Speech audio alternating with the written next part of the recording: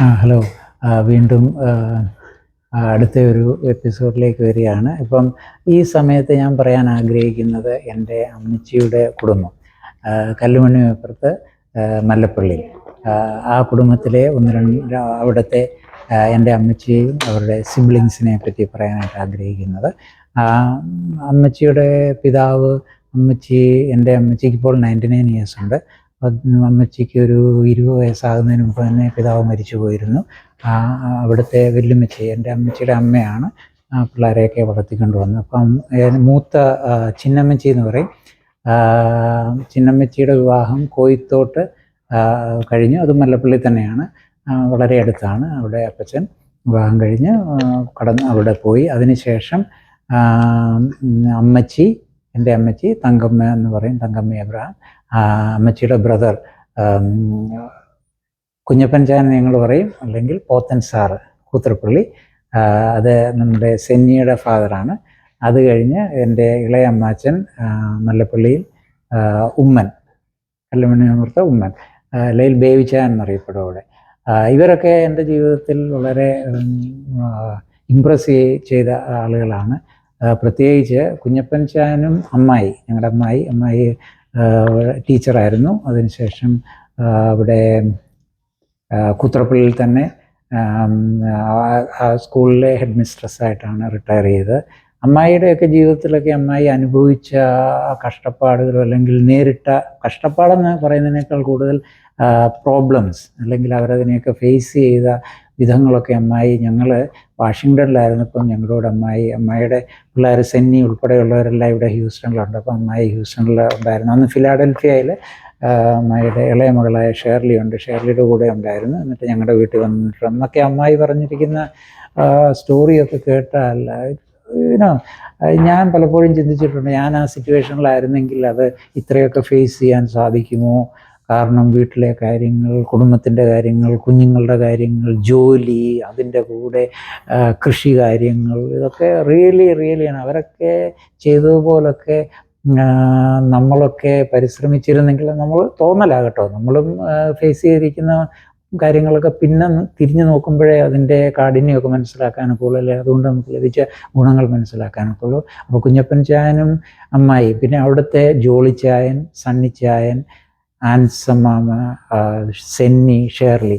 അതിലെ ജോളിച്ചായൻ എന്ന് പറഞ്ഞാൽ ഹി വാസ് അദ്ദേഹം ഞങ്ങളുടെയൊക്കെ ഒരു ഐക്കൺ ആയിരുന്നു. കാരണം അദ്ദേഹം പഠന കാര്യത്തിലൊക്കെ ഒത്തിരി മറ്റു കാര്യങ്ങളൊന്നും എന്നെക്കാട്ടിലൊക്കെ സീനിയർ ആയതുകൊണ്ട് എനിക്കറിയത്തില്ല. പക്ഷേ പഠന കാര്യത്തിലൊക്കെ പുള്ളി വളരെ ഹൈ സ്റ്റാൻഡേർഡ് ആയിരുന്നു. അദ്ദേഹത്തിന്, എൻ്റെ ഓർമ്മ ശരിയാണെങ്കിൽ, MSc ബോട്ടണി, അല്ലേ, ബോട്ടണിയിൽ സെക്കൻഡ് റാങ്ക് ഉണ്ടായിരുന്നു കേരള യൂണിവേഴ്സിറ്റിയിൽ നിന്ന്. എനിക്ക് തോന്നുന്നു ലേറ്റ് 70s അല്ലേ ആണെന്നാണ് എൻ്റെ ഓർമ്മ. പെട്ടെന്ന് ഡേറ്റുകളൊക്കെ ഓർക്കാനുള്ളൊരു പ്രയാസമുണ്ട്. ജോളിച്ചായൻ, പിന്നെ സണ്ണിച്ചായന് അദ്ദേഹം ചെറിയ പ്രായത്തിൽ തന്നെ ഫെഡറൽ ബാങ്ക് അവരെ അഡോപ്റ്റ് ചെയ്ത്, ഒരു ബാച്ചിനെ അഡോപ്റ്റ് ചെയ്ത് പഠിപ്പിച്ച് അവിടെ തന്നെ ജോലി കൊടുത്ത്, അങ്ങനെയൊക്കെ അതൊക്കെ ഞങ്ങൾക്ക് ഒരു ഇൻസ്പിറേഷനായിരുന്നു. ഞങ്ങൾ ആ പ്രായമൊക്കെ ആകുമ്പോഴത്തേന് ഞങ്ങൾക്ക് ഇതുപോലൊക്കെ കാര്യങ്ങൾ ചെയ്യണം എന്നുള്ള ആഗ്രഹം അത് നമുക്ക് ഓഫ് കോഴ്സ് എപ്പോഴും ഒരു ഡ്രൈവിംഗ് ഫോഴ്സ് ആയിരുന്നു. പിന്നെ കുഞ്ഞപ്പൻ ചായൻ്റെ സ്നേഹം, അമ്മായിയുടെ സ്നേഹമൊക്കെ ഞങ്ങൾ പോകുന്ന മിക്കവാറും എല്ലായിടത്തും ഞങ്ങൾ പറയാറുണ്ട്. കാരണം എൻ്റെ പപ്പ എനിക്ക് 9.5 വയസ്സുള്ളപ്പോൾ മരിച്ചു പോയതാണ്. അപ്പം അവർക്കൊക്കെ ഞങ്ങളെപ്പറ്റി ഒരു കൺസേൺ ഉണ്ടായിരുന്നു. കാരണം ഞങ്ങളുടെ പപ്പ മരിച്ചുപോയി, ഞങ്ങൾ ഇങ്ങനെ 6 കുഞ്ഞുങ്ങളുണ്ട്. അപ്പം ലൈഫ് വാസ് റിയലി ടഫ് എന്നുള്ളത് അതെല്ലാവർക്കും അറിയാവുന്ന കാര്യമാണല്ലോ. അപ്പോൾ ഞങ്ങളവിടെ പോകുമ്പോൾ അവിടെ പിള്ളേരുടെ കൂടെയൊക്കെ, ഞങ്ങളുടെ പ്രായത്തിലുള്ള സെന്നി, അൻസമാമ, പിന്നെ ഷേർലി, അവരുടെ കൂടെ കളിക്കുകയും അവിടെ ഞങ്ങൾ ഇന്നലെ ഇവിടെ ഞാൻ പറഞ്ഞത് അവിടുത്തെ പേരയ്ക്കാമാങ്ങയുടെ രുചി, പിന്നെ അവിടുത്തെ തേൻവരിക്ക ചക്കയുടെ രുചിയൊക്കെ ഇപ്പോഴും അത് എവിടെ അത് കഴിച്ചാലും അത്രയൊന്നും രുചിയൊന്നും കിട്ടുന്നില്ല കേട്ടോ, ഇതുവരെയും കിട്ടിയിട്ടില്ല. പിന്നെ ഞങ്ങളുടെ ചിന്നമ്മച്ചി, എൻ്റെ അമ്മച്ചിയുടെ മൂത്ത സിസ്റ്റർ, അവരൊക്കെ കുറച്ചുകൂടെ പ്രായമുള്ളവരായിരുന്നെങ്കിലും അവിടുത്തെ ഇളയ മകനൊക്കെ എൻ്റെ പ്രായമാണ്. പക്ഷേ ഞങ്ങൾ അവിടെ പോകുമ്പോൾ അവർ വന്നും ഞങ്ങളെ ആശ്വസിപ്പിക്കുകയും പലപ്പോഴും അതൊക്കെ ഒരു നല്ല കാര്യമാണ്. പ്രത്യേകിച്ച് അവിടുത്തെ മൂത്ത ജോയിക്കുട്ടിച്ചാൻ, പിന്നെ അച്ചങ്കുഞ്ചാൻ, പിന്നെ ലീലാമ്മ മരിച്ചുപോയി. രായിച്ചാൻ, അവരൊക്കെ മറ്റു പിള്ളേരൊക്കെ ഞങ്ങളുടെയൊക്കെ പ്രായമുള്ളതാണ്. ഇവരൊക്കെ ഞങ്ങളെക്കാൾ മൂത്തവരായതുകൊണ്ട് അവരിടയ്ക്കൊക്കെ കടന്നു വരികയും ആശ്വസിപ്പിക്കുകയും ഞങ്ങളുടെ കൂടെ താമസിക്കുകയും ഒക്കെയൊക്കെ ചെയ്യുമായിരുന്നു. വളരെ സ്നേഹത്തോടു കൂടി കഴിഞ്ഞ്. പ്രത്യേകിച്ച് ജോയിക്കുട്ടിച്ചായന് വളരെ എൻ്റെ അമ്മച്ചിയോടും വലിയ സ്നേഹമായിരുന്നു, ഞങ്ങളോട് എല്ലാവരും സ്നേഹമായിരുന്നു. ജോയിക്കുട്ടിച്ചാൻ റീസെൻ്റ്ലി മരിച്ചുപോയി. ഞങ്ങളിപ്പോൾ ഞങ്ങൾ ഡാലസിലായിരിക്കുമ്പോഴാണ് സംഭവിച്ചത്. ഒരു വലിയൊരു ലോസാണ്. അദ്ദേഹം he was one of our best siblings. എപ്പോഴും കൺസേൺ ഉണ്ട്, ബാക്കി എല്ലാവരെയും പറ്റിയും കൺസേൺ ഉണ്ട്. വളരെ നല്ലൊരു മനുഷ്യനായിരുന്നു. പിന്നെ എൻ്റെ ഇളയ അമ്മാച്ചൻ ബേബിച്ചായനും ഞാനും കൂടെ ഒരു പ്രത്യേക സ്നേഹബന്ധം ഉണ്ടായിരുന്നു. ഞങ്ങളുടെ പപ്പ എയർഫോഴ്സിൽ നിന്നൊക്കെ റിട്ടയർമെൻ്റ് എടുത്ത് അദ്ദേഹം ഗുജറാത്ത് ONGCയിലായിരുന്നു. 62 to 71 പപ്പ മരിക്കുന്നത്. അപ്പം 62 ഞാൻ ജനിച്ചത്.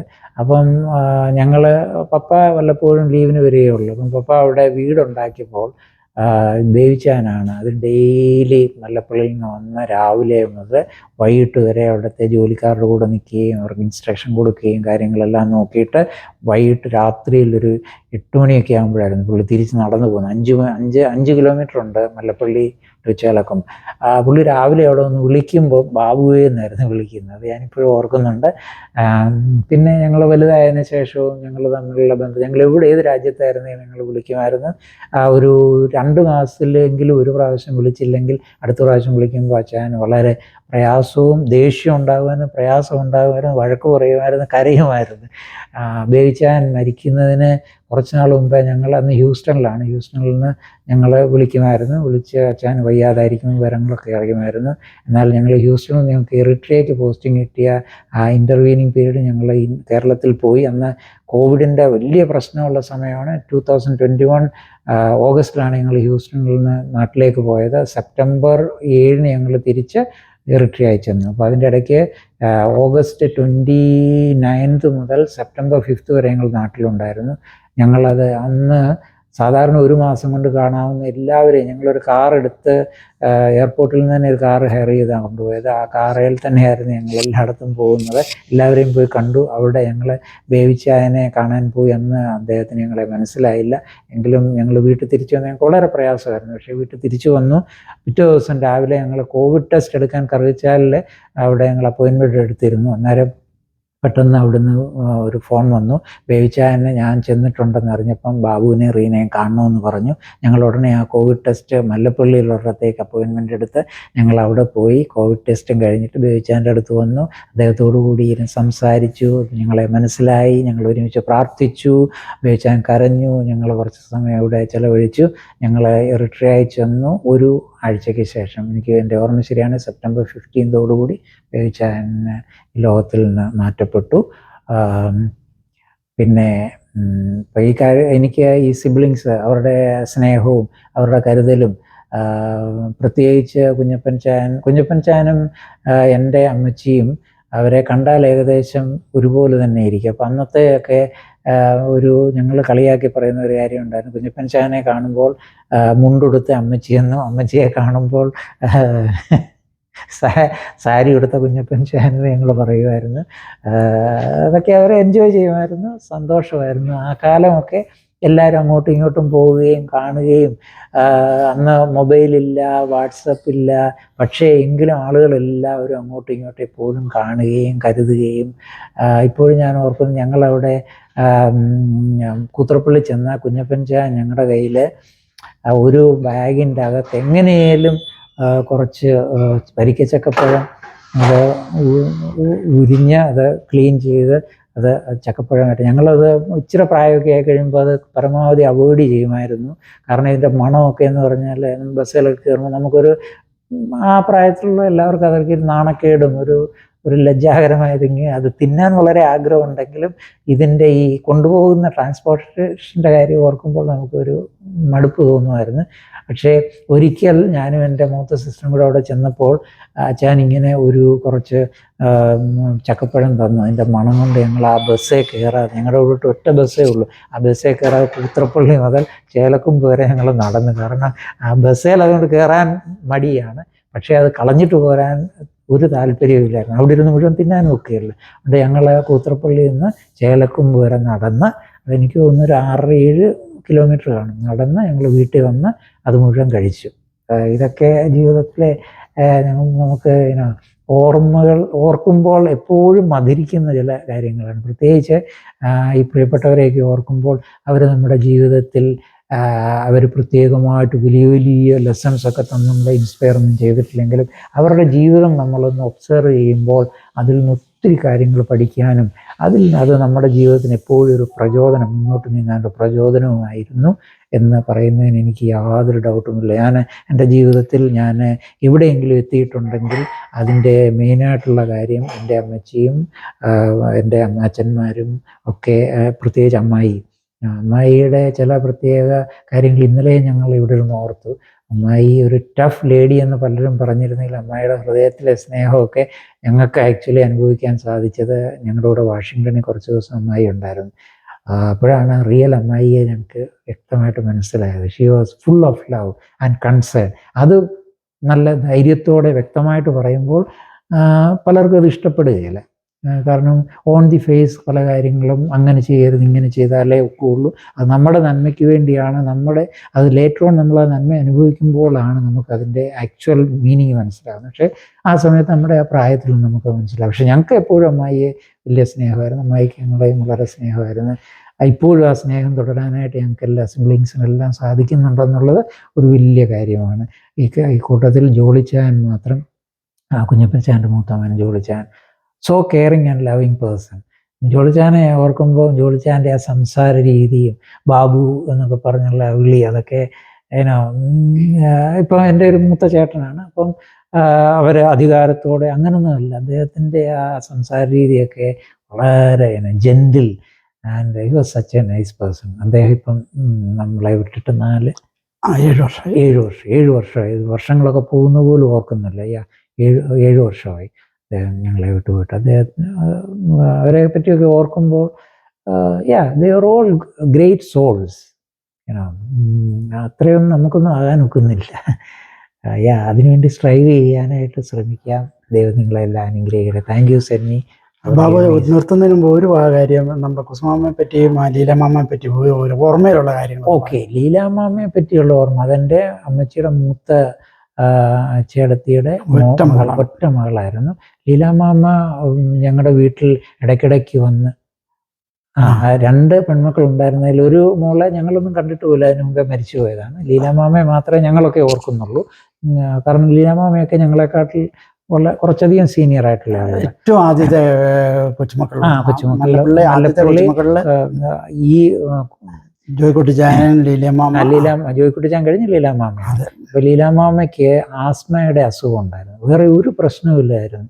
ആസ്മയുടെ അസുഖം ഉണ്ടായിരുന്നതുകൊണ്ട് ലീലാമാമ വിവാഹം കഴിക്കാൻ താല്പര്യമില്ലായിരുന്നു. ഒത്തിരി ആലോചനകളൊക്കെ, അത് ആക്ച്വലി ജോലിയൊന്നും ചെയ്യാറുണ്ടായിരുന്നു. അതുണ്ടായിരുന്നു. അതൊരു അനുഗ്രഹമായിട്ടാണ് നാട്ടിൽ അന്നൊക്കെ കണ്ടുകൊണ്ടിരുന്നത്. അപ്പം ഒരിക്കൽ അമ്മച്ചി ഇങ്ങനെ, ലീലാമാമ വീട്ടിൽ വന്ന് താമസിക്കുമായിരുന്നു. വീട്ടിൽ വന്ന് ഒരിക്കൽ അമ്മച്ചി ഇങ്ങനെ ചോദിച്ചപ്പോൾ ലീലാമാമ പറഞ്ഞത്, ഒരു കല്യാണാലോചന വന്ന് ചെറുക്കന് വളരെ ഇഷ്ടമായിരുന്നു. ചെറുക്കൻ പറഞ്ഞു, നീ ഒന്നും ചെയ്യേണ്ടി വരില്ല. അപ്പം ലീലാമാമ പറഞ്ഞു, കല്യാണമൊക്കെ കഴിഞ്ഞിട്ട് അവൻ എന്നോട് പറയില്ലേ, അവൻ പറഞ്ഞില്ലേ അവൻ്റെ അമ്മ പറയും പോയി അവിടെ പോയി വെള്ളം കോരിക്കൊണ്ട് വരാമെന്ന് പറഞ്ഞാൽ ഞാൻ എന്ത് ചെയ്യും, എന്നെ കൊണ്ട് ചെയ്യാൻ ഒക്കില്ല. അപ്പം അതിലും നല്ലത് കല്യാണം കഴിക്കാതിരിക്കുക എന്നുള്ളതാണ്. അങ്ങനെ ലീലാമാമ കല്യാണം കഴിച്ചിരുന്നില്ല. എനിക്ക് തോന്നുന്നു 35-നും 40-നും ഇടയ്ക്ക് ലീലാമാമ മരിച്ചു. കാരണം വിവാഹമൊന്നും കഴിക്കാതെ വീട്ടിൽ തന്നെ ഇരുന്ന്, ബ്രദേഴ്സ് എല്ലാം ഗൾഫിലൊക്കെ ആയിരുന്നു. ജോയ്ക്കുട്ടിച്ചാനൊക്കെ ഗൾഫിലൊക്കെ പോയി. അന്നത്തെ കാലത്തെ കാര്യങ്ങളൊക്കെ അറിയാമല്ലോ. നല്ല ഭക്ഷണവും ആവശ്യത്തിലധികം കെയറും. കാരണം ഇഷ്ടപുത്രിയാണ്. അതെ, അപ്പച്ചനും അവിടുത്തെ അന്നത്തെ കാലത്തെ ഒരു വലിയ റേഷൻ കടയുള്ളതും ബിസിനസ്സുകാരനും ഒക്കെ ആയിരുന്നു. അപ്പോൾ അപ്പച്ചനും ഇഷ്ടം പോലെ നല്ല കൃഷിക്കാരനായിരുന്നു. അപ്പോൾ അവർക്ക് പൈസയ്ക്കൊന്നും ഒരു പ്രശ്നമില്ല, ഭക്ഷണത്തിനൊരു പ്രശ്നമില്ല. അപ്പം നന്നായിട്ട് ഭക്ഷിക്കുകയൊക്കെ ചെയ്യുമായിരുന്നു. പിന്നെ അതുകൊണ്ടുള്ള ഹോർമോണൽ പ്രോബ്ലംസ് ഒക്കെ ആയിരിക്കും. അമ്മയ്ക്ക് നല്ല വണ്ണമൊക്കെ ആയി അമ്മ അതിനുശേഷം മരിച്ചുപോയി. അതുപോലെ ഞങ്ങളുടെ കുടുംബത്തിൽ നിന്ന് മാറ്റപ്പെട്ട വേറൊരു വ്യക്തിയാണ് എൻ്റെ പ്രിയപ്പെട്ട സഹോദരി കുസുമം. എന്നെക്കാട്ടിൽ 6 വയസ്സ് മാത്രം മൂത്തതായിരുന്നെങ്കിലും ഞാൻ ഡൽഹിയിൽ വന്നപ്പോൾ എൻ്റെ പ്രിയപ്പെട്ട സിസ്റ്ററിനോട് കൂടിയായിരുന്നു ഞാൻ താമസിക്കുന്നത്. She was like a second mother to me. Actually കുസുമാമയ്ക്ക് 2 ആൺമക്കളാണുള്ളത്. രണ്ടുപേരും ഒരാൾ ന്യൂയോർക്കിലും ഒരാൾ ഒറിജിനിലും ഉണ്ട്. അതിൽ മൂത്ത റോബിൻ്റെ എപ്പോഴും ഉള്ളൊരു കംപ്ലൈൻ്റ് ആയിരുന്നു, മമ്മിക്ക് ഞങ്ങളെക്കാട്ടിലും ഇഷ്ടം ബാബുച്ചാനെയാണെന്ന് പറയുമായിരുന്നു. ബാബുച്ചാനാണ് മമ്മിയുടെ ആദ്യത്തെ മോനെന്ന് പറയുമായിരുന്നു. അതുപോലെ ഞാനും അമ്മാമ്മയെ ഞങ്ങൾ ഒരു 6 വയസ്സിൻ്റെ വ്യത്യാസമേ ഉള്ളായിരുന്നെങ്കിലും അമ്മാമ്മയെ എൻ്റെ ഒരു മദറിനെ പോലെ തന്നെയായിരുന്നു. എൻ്റെ വൈഫാണെങ്കിലും അതുപോലായിരുന്നു കരുതിക്കൊണ്ടിരുന്നത്.